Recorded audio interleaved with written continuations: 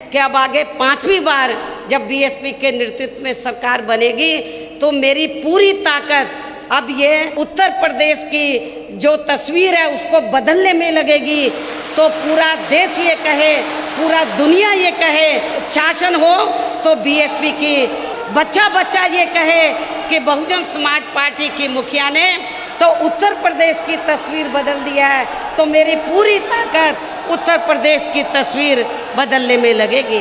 मैं आप लोगों को फिर से ये विश्वास दिलाना चाहती हूँ कि उत्तर प्रदेश में इस बार जब बीएसपी की सरकार पूर्ण बहुमत की बनेगी सन 2007 की तरह, तो मैं आपको विश्वास दिलाना चाहती हूँ कि जिस प्रकार सन 2007 में बीएसपी की पूर्ण बहुमत की सरकार बनी और हमने अपने पूरे कार्यकाल में सर्वजन हिताय अपनी सरकार की हर नीति सर्वजन हिताय सर्वजन सुखाय के आधार पर बनाकर जो सर्व समाज के हितों का हर स्तर पर हर मामले में पूरा ध्यान रखा है। तो मैं आपको ये वायदा करती हूँ, विश्वास दिलाना चाहती हूँ कि आप लोगों को जब आपकी ये सरकार फिर से बन जाएगी तो आप लोगों को सन 2007 के दौरान जैसे हमारी सरकार बनी, जिस प्रकार से हमने आप लोगों के हितों का, अकेले दलितों का नहीं, पिछड़ों का नहीं, अक़लियतों का नहीं, बल्कि अपर कास्ट समाज के लोगों का भी, और अपर कास्ट समाज में से खासकर ब्राह्मण समाज के लोगों का भी, क्योंकि उस चुनाव में इनका बढ़ चढ़कर योगदान रहा है। तो हमने सर्व समाज के हितों का हर स्तर पर हर मामले में पूरा ध्यान रखा है और उत्तर प्रदेश को बेहतरीन कानून व्यवस्था दी है। अभी हमारी महिलाएं इधर आई हुई हैं बड़ी तादाद में, लेकिन वर्तमान सरकार में और पिछली सपा सरकार में भी आप लोगों को देखने के लिए मिला है कि हमारी महिलाएं दिन छिपे के बाद वो अकेले अपने घर से आज भी वो नहीं निकल सकती हैं। मैंने एक चैनल देख रही थी, हिंदी चैनल, तो उसमें बीजेपी वाले एक भाभी जी को लेकर घूम रहे थे। तो वो औरतों में जाकर, महिलाओं में जाकर पूछ रही है कि ये वर्तमान भाजपा सरकार ने महिलाओं के लिए क्या किया है।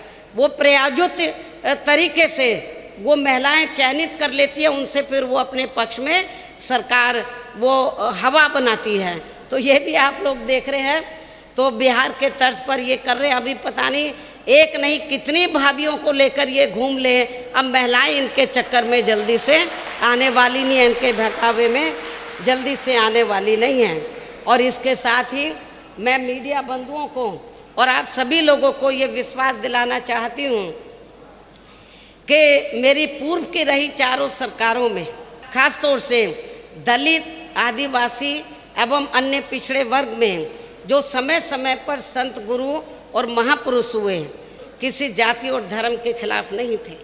वो हमारे संत गुरु और महापुरुष इस देश में जो गैर बराबरी वाली सामाजिक व्यवस्था बनी है उसको बदलकर वो समता मूलक समाज व्यवस्था बनाना चाहते थे। आज उन्हीं के ही बताए हुए रास्तों पर चलकर बहुजन समाज पार्टी इस कार्य में लगी हुई है। पूरे देश में हम लोग समता मूलक समाज बनाने का प्रयास कर रहे हैं और इसीलिए हमारी पार्टी कोई एक जाति विशेष की नहीं है, एक धर्म विशेष की नहीं है, बल्कि सर्व समाज की पार्टी है।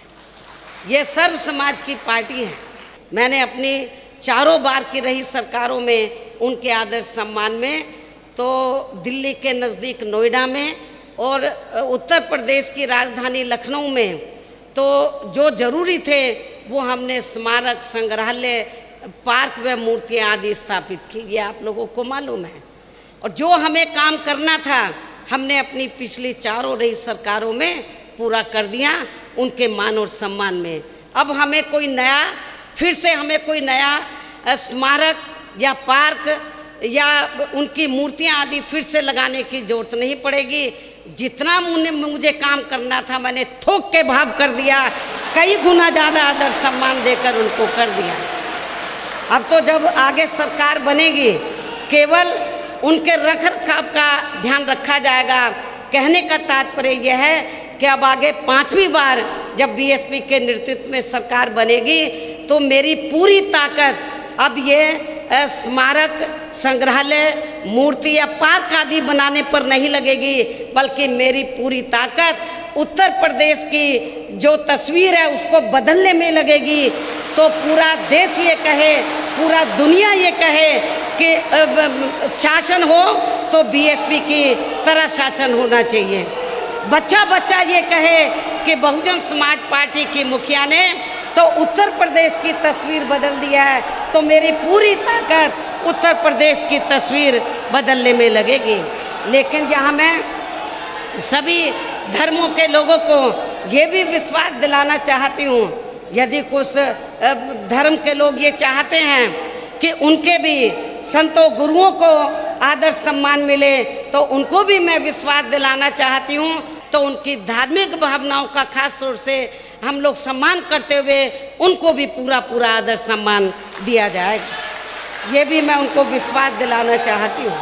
अब मैं अंत में आप लोगों का और ज़्यादा समय न लेते हुए खास तौर से जो हमारे संत गुरु और महापुरुष हुए हैं, जिन्होंने अपनी पूरी जिंदगी इस देश में जो गैर बराबरी वाली सामाजिक व्यवस्था को बदलकर समता मूलक समाज व्यवस्था बनाने के लिए उन्होंने लगा दी, अब वो हमारे बीच में नहीं रहे हैं। उनको मैं नमन करते हुए अब आप लोगों से रजा लेती हूँ। जय भीम, जय भारत। जिन महापुरुषों ने दी है कुर्बानियाँ, अर्पित उनको श्रद्धा सुमन कीजिए।